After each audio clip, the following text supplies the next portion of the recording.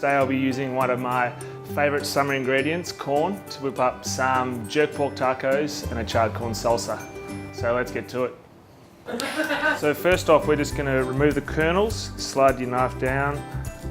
We're going to go into a dry pan over a medium-high heat for about 5 to 6 minutes. You could do this on a griddle or outside on a barbecue as well. We've got some pork loin steak here that I've sliced up into thin strips. We're going to go in with our jerk seasoning with about half a teaspoon of salt, a bit of pepper, a good drizzle of olive oil.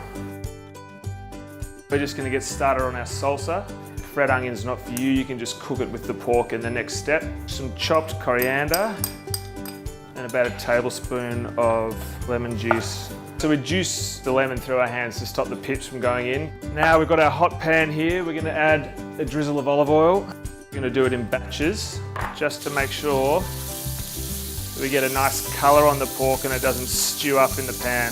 Alright, the pork's got some nice colour now. It's all cooked through. It literally didn't take more than 3 minutes for both batches.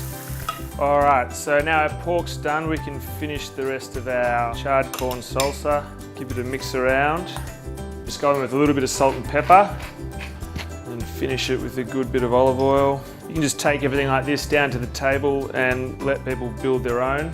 So we're going to start with some coconut chili mayo. So go in with a bit of chopped COS lettuce, some of our mild jerk pork. Finish it with some of our lovely seasonal charred corn salsa. Might sound corny, but you don't need to be a jerk to enjoy these tacos.